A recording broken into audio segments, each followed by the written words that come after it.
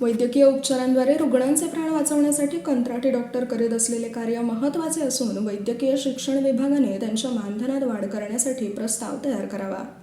त्यासाठी वित्त विभागाच्या माध्यमातून सहकार्य करण्यात येईल अशी ग्वाही उपमुख्यमंत्री तथा जिल्ह्याचे पालकमंत्री अजित पवार यांनी दिली. बैजी शासकीय वैद्यकीय महाविद्यालय आणि ससून सर्वोपचार रुग्णालयातील विविध विकास कामांच्या लोकार्पण प्रसंगी ते बोलत होते.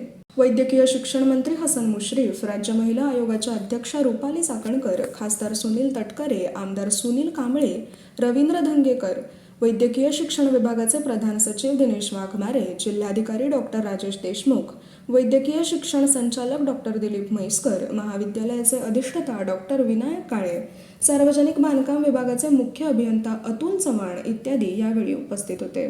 सर्वसामान्य रुग्णांवर उत्तम उपचार व्हावेत यासाठी आरोग्य सुविधांवर भरीव तरतूद करण्याचा शासनाचा प्रयत्न असल्याचे सांगून उपमुख्यमंत्री पवार पुढे म्हणाले की रुग्णसेवेसाठी चांगले डॉक्टर उपलब्ध व्हावे यासाठी डॉक्टरांचे मानधन वाढवणे गरजेचे आहे.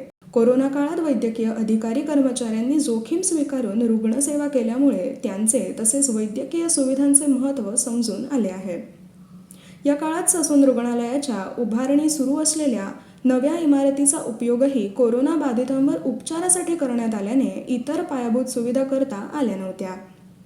ससून रुग्णालयाच्या वाढत्या गरजा लक्षात घेता रुग्णालय इमारतीच्या विस्तारासाठी आवश्यक जागेबाबत मुख्यमंत्री एकनाथ शिंदे यांच्याशी चर्चा करण्यात येईल असे सांगून उपमुख्यमंत्री पवार म्हणाले की ससून रुग्णालयात काळानुसार आवश्यक बदल करण्यासाठी अधिकाऱ्यांनी खासगी रुग्णालयातील उत्तम सुविधांचा अभ्यास करून एका महिन्यात आवश्यक बाबींसाठी प्रस्ताव सादर करावा.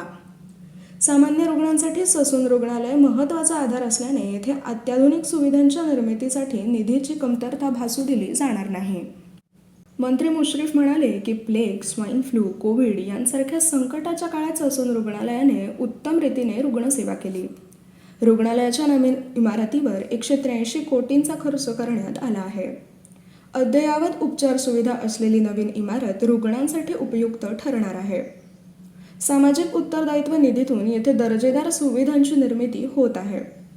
इंटरव्हेन्शन रेडिओलॉजी विभागासाठी टाटा ट्रस्टतर्फे 2 कोटी, महिलांच्या स्वतंत्र क्षकिरण तपासणी केंद्रासाठी फजलानी ट्रस्टतर्फे 2,50,00,000 आणि मध्यवर्ती चिकित्सालयीन प्रयोगशाळेसाठी पंजाब नॅशनल बँक व पहल फाउंडेशनतर्फे 5,35,00,000 रुपये CSR मधून देण्यात आले आहेत.